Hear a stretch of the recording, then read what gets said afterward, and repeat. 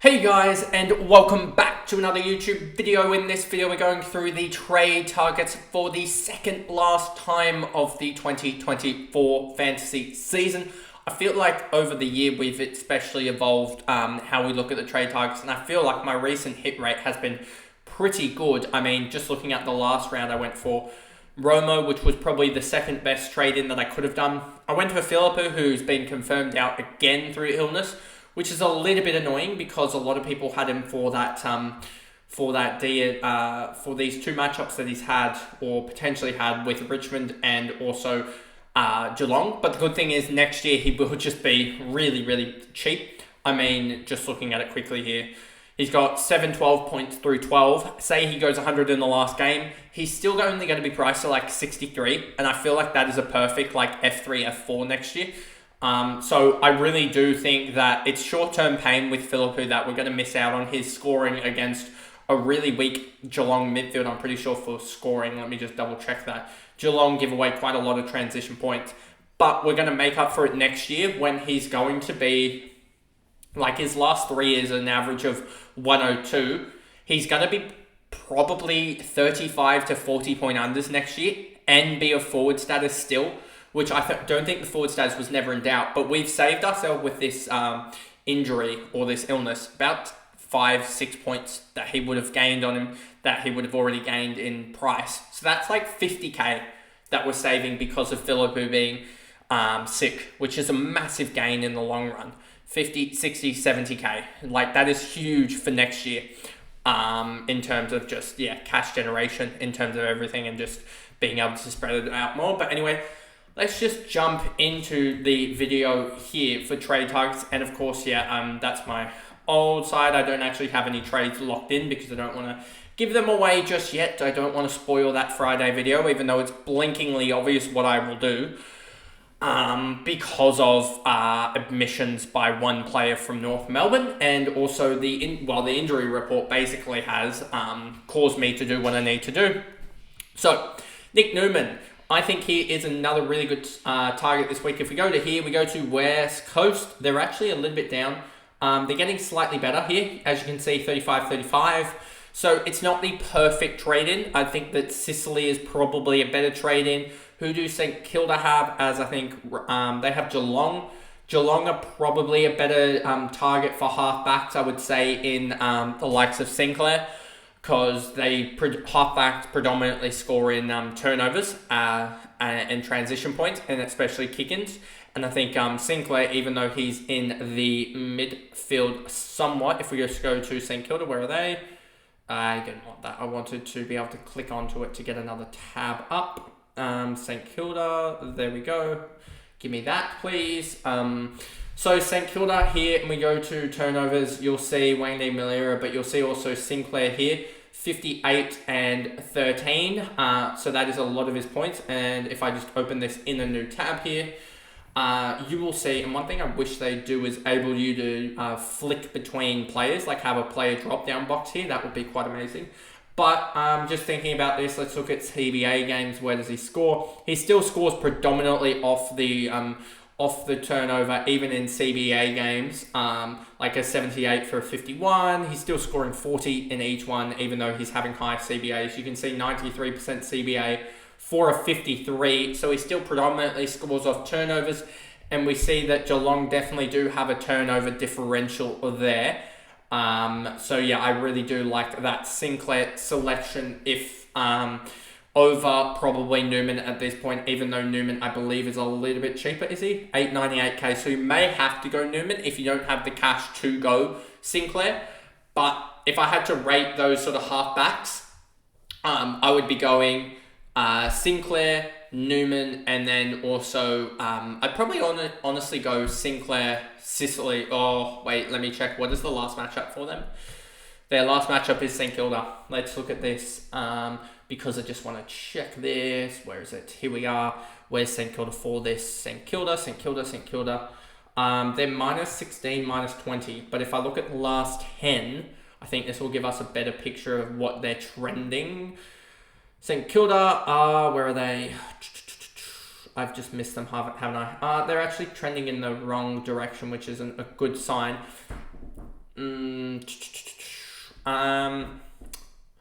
I would honestly probably go Sicily over Newman at this point in time, just because I think that even though Nick Newman has like no one around him, which should be a good thing, I think that Sicily's matchups are just a little bit better, especially with the Richmond matchup this week. I mean, we saw that Nick Newman went 143 against Richmond. We've also seen, I think, Sinclair stash it up against 116 against Richmond.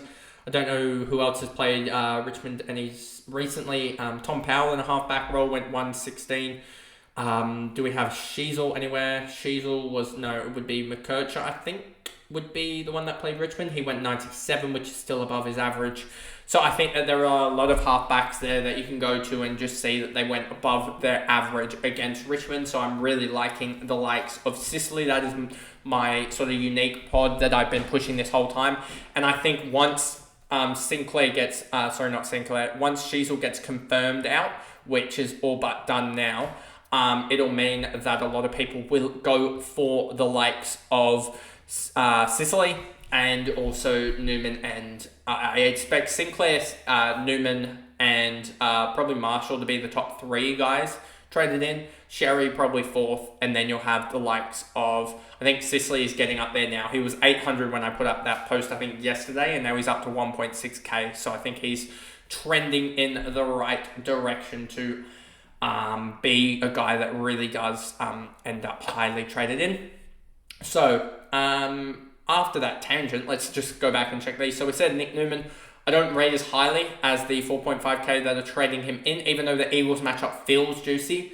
I don't think it's as juicy as the Richmond matchup, to be honest with you.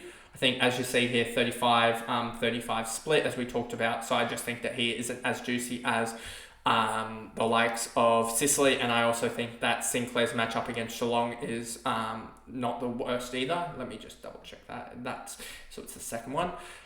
You've got Geelong here on the 54-1, so I think that's still a really good matchup. Roll Marshall against Geelong, I think that's also a pretty good matchup if you already have the likes of Tristan Cherry. Did he play Geelong earlier this year? Played Geelong for a 118, so I think you can see something similar there. I think Tristan Cherry will be the VC for most teams, as you see here. He is VC'd in, 5% of teams. That'll change slightly when people set in motion their stuff tonight, I would suspect. Dylan Moore against Richmond. I think this one is a very good matchup as well. If we just look at the team sources and we go to Hawthorn. Where's Hawthorn? Because Richmond are the best matchup for turnovers. And you'll see Sicily here on 66. And you'll see Dylan Moore on 55 for turnovers. So I think those two are going to be they're the two higher scoring players from the likes of Hawthorn. And I think that they will be the ones that benefit the most. I mean, Dylan Moore is averaging, 88, 89, 90 so far. So I think he could go 120 again against Richmond. Has he played Richmond before this year? Has played Richmond for a 77. I don't think they were as poor as what they are now back then. So I think the stats are really starting to turn sort of against Richmond in the last sort of 5 or so weeks. So I think that he is a really good matchup. We've seen him go absolutely large against West Coast and absolutely large against Geelong. So I expect something similar after him absolutely tearing Carlton apart. And we've seen, he's just put out big scores this year. And he's been a surprise packet after struggling to start this year. Once he hit round 7 against the Swans, he really has put together a really good season. I mean, he's probably averaged about 95 from that point onwards, which is really good as a forward. And post-bye, he's been really, really good with, 319, 11, 7. So that's 501. He's averaging like 105 post-bye, I think. Something like that, which is kind of crazy for a non-midfielder forward. Sinclair, we talked about him, really good. Tristan Cherry, I think this one is a really good obvious trade-in if you haven't traded him in. I just missed the boat with him, and I'm probably going to somehow stuff it up in a way. I'm just sick of Ruckman at this point in the year in AFL Men's. I went back and looked back at it. I've had 9 different Ruckmans score this year in the ruck line, and I've had 12 different Ruckman now only. that Zach Skelski won't come in, but probably could be upwards of 13 if I get another ruck in the last week to get Barnett to be able to be looped. But I don't need to because Philippou is my looping action this week. Tom Powell against the Dogs. I don't think this one's as good a matchup as people are bringing him in for. I think people are just bringing him in for value for money, but you can see here 104 and 74, and then if I go teams and I go here and then I go North Melbourne, I just want to see his last couple of weeks. Where is he really scoring off of? You'll see obviously Sheasel. Where is the likes of not Tristan Cherry, I want Powell, wherever that is. There you go. He's scoring 32 in transition. Where's he scoring his point? I don't want that. I want his actual points. Where do we say he was? He's scoring 32 in transition, which should help. Tom Powell, here we go. We want this. Tom Powell, last couple of weeks, 49, 53, 51 in the last couple of weeks, and he's gone large. But he's playing Western Bulldogs, who I don't think are going to give up too many points in that, necessarily in that position. I will just go to here just to double check with it. Let me just check here. Last 10 Western Bulldogs are one of the, they're probably net neutral, yeah. Net neutral for designated kickers, and last 5, they are actually one of the top, which is a good sign for Tom Powell. Shoal, Keane, what happened? Oh yeah, Matty Roberts scored 138. Oh wow. They've been obliterating some teams. They're actually not the worst, to be honest with you. They give away a lot in. They don't give away a lot in transition, but they give away. In turnovers, but they give away a lot of points to designated kickers. So it's a tough one to read. I think there's better options in Dylan Moore if you don't have him already, as well as, let me just find the tab to get back here. I just think that there is, if we just look at forwards particularly, you'll have Tom Powell, who I think is, I might attack Tom Powell next week, I think. But I just don't think that Tom Powell will score as much. I'll probably be proven wrong, especially now that Sheasel is probably confirmed out. But I just think that Tom Powell is someone that I may look to grab in the last round as another primo, like a ninth midfielder type of player, or I could play him in the forward line, etc. There's like him, Peatling, and Philippou that will play off the bench, and F6. Off the bench in the midfield, and F6, F7 would be the plan. But I just don't know this week with West Bulldogs. They're a tough one to read because if we go back to their scoring, you'll see that when they play horrifically, they tend to not give up as much. And when they play really well, they tend to give up a lot of points. And they're playing North Melbourne, so I wouldn't be surprised if they do give up quite a few. Where is it? Here it is. Is it this one? Where is it? It's that one there. Let me just check this again in the last couple of weeks. So they had Sharp for a 15. That was horrific. Jordan Clark for a 95. Bailey Scott an 83. Houston 58. Farrell 64. So it's kind of just really odd how some weeks they've really allowed teams to score in Roberts and Lloyd, but they've also really kept a couple teams quiet.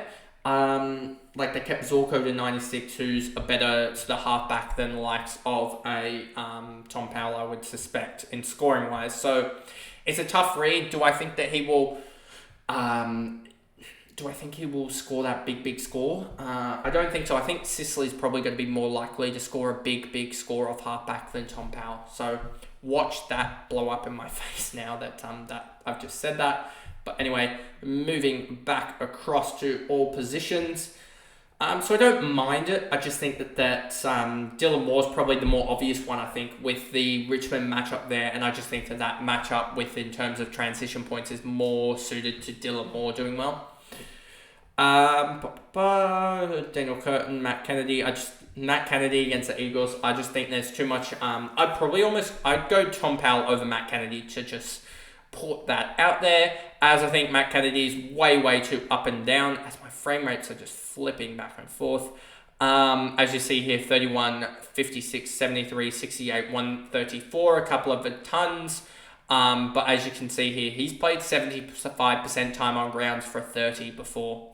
He's also done 60s and 50s and 40s, so he's just been all over the place. Sicily really liked that trade-in. Max Gawn, I think, against Gold Coast, I don't think it's necessarily the greatest matchup. Get rid of that, honestly, now. Get rid of that as well, and go to Ruckman. Gold Coast, I think they flipped it. Yeah, as you can see, they're sort of flipping it. It looks to be. If we go here to Gold Coast, where are they? Plus 0.52, so they're not really that good of a matchup for Ruckman. So I wouldn't go Gorney there, even though he's 890k, and you could probably see value there, even though he's got Collingwood as well in the last round, who are they're actually negative. They're one of the worst ruck matchups in the league at the moment, so I wouldn't be going Gawn. Luke Ryan against GWS, I wouldn't be going there either. If we look at this track here, you'll see GWS are a 9 and minus 78 for kick-ins. They barely give any kick-ins because they're so accurate, so I wouldn't be going there with Luke Ryan, to be honest with you. Colby McKercher plays against the Western Bulldogs. He could be one, but he's a midfield defender. Because someone's going to have to take up, you would expect someone to take up the likes of Harry Sheezel's points, even though Sheezel's coming out of the midfield. So, it'll be interesting. But this is all in with the pretty much confirmation that Sheezel is out. He obviously could turn up on the team sheet. I don't expect him to. But I just don't think Colby McKercher is going to score terribly. I just don't know if he has that really big score in him. I think he's going to be sort of that 90 to 105 type of guy. And maybe because do they play early in the week or do they play late?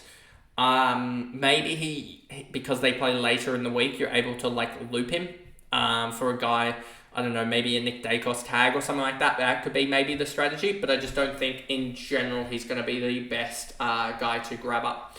As I just think they're going to be like Sicily and stuff like that, who Sicily could go like 160, whereas I don't think the Western Bulldogs will give up that many points to the halfback. I think it will be the ruck line that they give up a lot of points to.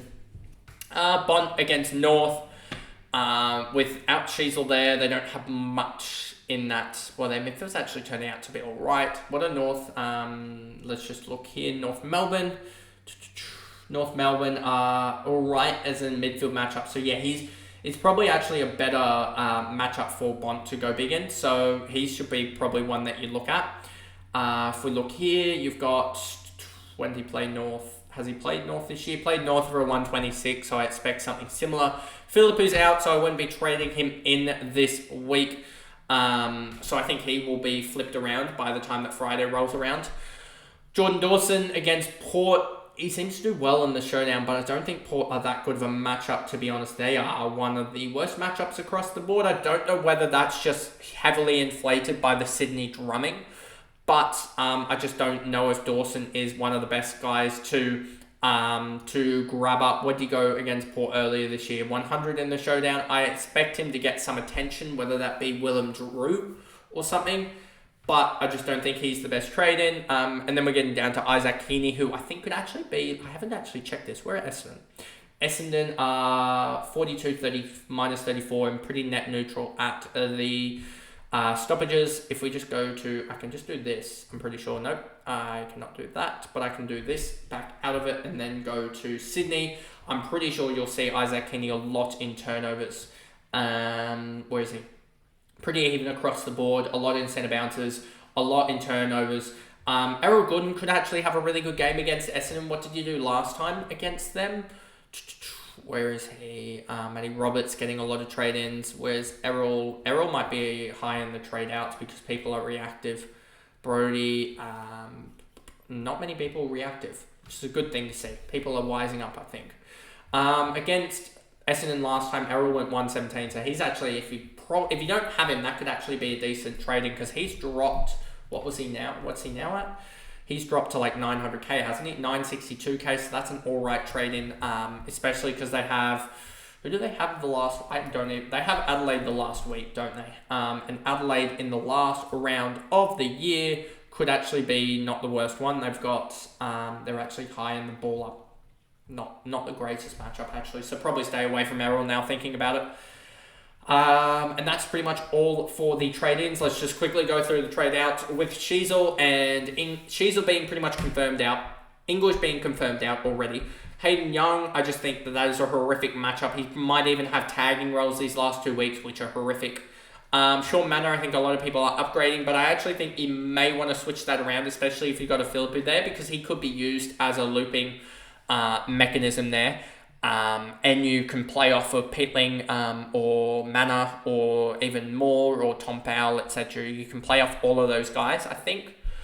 Billy Dowling not playing. Lawson Humphreys, again, I'll probably use him as a loop option through Caleb Sarong if the likes of Clay Hall doesn't get selected, but Clay Hall's been playing all right, so I think he will get more games. Caleb Sarong, I understand this with the tag against GWS coming up. I just got to hope that he doesn't go absolutely horrifically. I don't know if he's played GWS yet, but he's gone 85 against them, so hopefully he pulls something out of the bag against them. And then he's got Port in the last game of the last game of the year, and he went 92 against them, so hopefully he can pull something out there. But I don't think tags will matter too much against him. Went 107 against the Swans through a tag, and another tag he went 96 against the Swans, so just hope he can push forward out of the tag and really burn Bedford that way. Brody Grundy, understand that. Nick Dacos, understand that. I just have other confirmed outs or almost confirmed outs to get rid of. Zach Taylor, Kerno, all the Carlton outs as well are in here, and that pretty much is the trade targets video for the second last time in 2024. And then the other video today will be the AFLW team vanilla, which I have loaded up, and I just need to record that video.